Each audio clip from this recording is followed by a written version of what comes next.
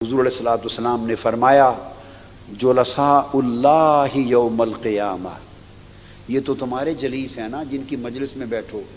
فرمایا اللہ پاک بعضوں کو اپنی مجلس میں بٹھائے گا قیامت کے دن، بعضوں کو اللہ تعالیٰ بلا کر اپنی مجلس میں بٹھائے گا. تو فرمایا وہ لوگ جو قیامت کے دن اللہ کے ہم نشین ہوں گے. پوچھا وہ کون ہوں گے؟ فرمایا الخادعون، the humble persons، المتواضعون، the people who are having the humility، the people who are having the humbleness، the people who are having the wariness، and the people who are having the remembrance of Allah.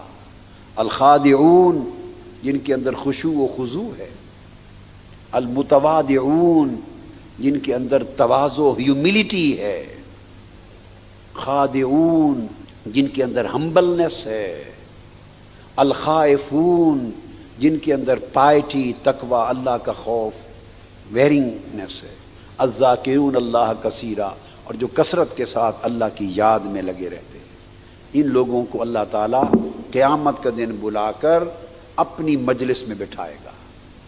فرمائے گا آؤ فرشتوں ان لوگوں کو بلا لاؤ میری مجلس میں بیٹھے.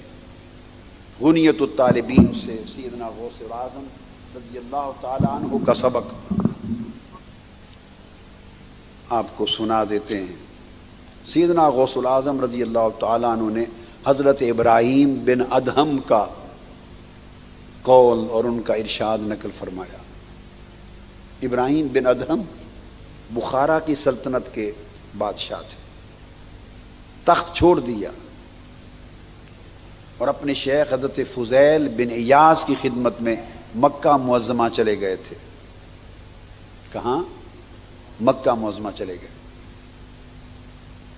پھر جب ان کا وصال ہو گیا تو پھر وہ چلتے چلتے کوئی تخلیے کی خلوت کی جگہ دیکھتے دیکھتے دمشق کی طرف آ گئے، کیونکہ بلاد شام کی آقا نے برکتیں بیان کی تھی.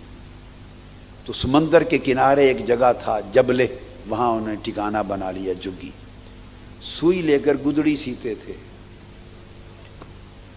تو جبلہ کی اس سلطنت کے بادشاہ نے ایک روز جب پتہ چلا کہ بخارا کا بادشاہ تخت چھوڑ کے آگے آئے تو آپ کے پاس آ بیٹھا اور کہتا ہے سلطان ابراہیم بن ادہم، تو بادشاہ تھا، سلطان تھا، تیرا حکم چلتا تھا، تیرا حکم چلتا تھا، تو سلطانی بادشاہی چھوڑ کر کس فقیری میں آ گیا ہے اور محتاجی میں آ گیا ہے. اپنی گدڑی خود بیٹھا سی رہا ہے، بادشاہی چھوڑ کر محتاجی میں آ گیا ہے. تجھے کیا پڑی تھی؟ آپ ہنس پڑے. فرمایا آؤ تجھے ایک اور سلطانی دکھاتے ہیں. ایک وہ بھی سلطانی تھی، ایک یہ بھی ہے. اپنی سوئی سمندر میں پھینک دی، سمندر میں پھینک دی اور مچھلیوں سے کہا میری سوئی تو لاؤ. 1000 مچھلی سونے کی سوئی منہ میں لے کر پیش ہو گئی.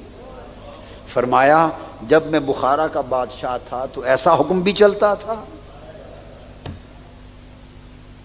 اب ساری مخلوق پہ حکم چلتا ہے.